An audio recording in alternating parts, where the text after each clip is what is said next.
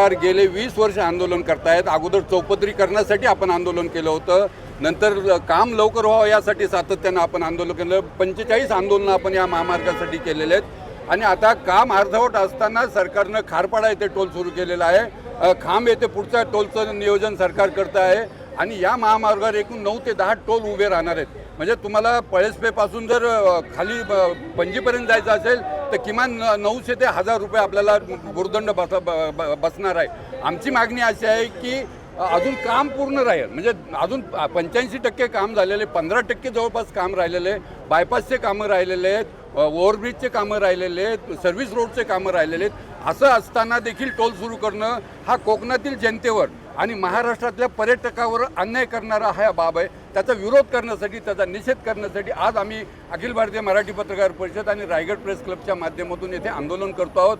माझी सरकारला विनंती आहे की सरकारच्या निष्काळजीपणामुळं, सरकारने विलंब केल्यामुळं हा रोड 20 वर्ष रखडलेलं या रस्त्याचं काम आणि दरम्यानच्या काळामध्ये 2500 लोकांचे जीव या महामार्गावर गेलेले।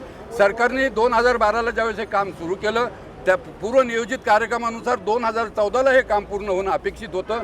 त्या काळामध्ये जर हे काम झालं असतं तर पुढचे जे 2500 जीव या महामार्गावर गेले, रक्त जे सांडले लोकांचं ते टळलं असतं।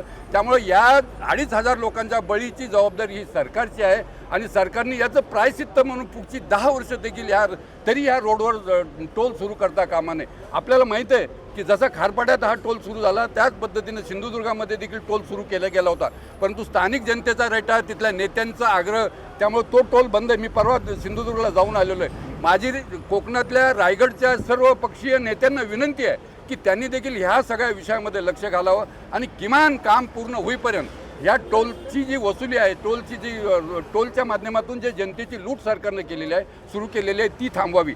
2 गोष्टी आहेत, एक तर स्थानिक लोकांना या सगळ्या टोलचा प्रचंड फटका बसणार आहे, त्यांना या महामार्गावरून प्रवास करणं देखील कठीण होणार आहे आणि दुसरी गोष्ट, हा टोल जर रद्द केला नाही तर त्याचा थेट परिणाम हा पर्यटकांवर होणार आहे। कोकणामध्ये पर्यटक येत आहेत, परंतु इथून अलिबागला जाण्यासाठी जर मला 200 रुपये लागत असतील तर पर्यटक 4दा विचार करतील। त्यामुळे ह्या सगळ्या गोष्टींचा विचार करून महाराष्ट्र सरकारनं हा टोल थांबवावा, पुढची 10 वर्ष देखील टोल माफी करावी।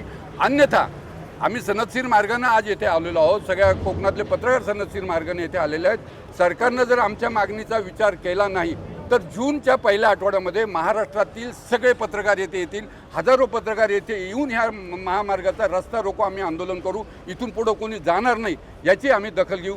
माझी आजचं हे आंदोलन हे प्रतिकात्मक होतं, शांततेच्या माध्यमातून होतं, परंतु सरकारनं कोकणी जनतेचा, आम्हा पत्रकारांचा जास्त अंत पाहू नये आणि तातडीनं ही जी काही टोल वसुली केलेली आहे, जिजिया कर सुरू केलेला आहे पूर्वीच्या काळातला, तो थांबवा अशी माझी या निमित्तानं मागणी आहे।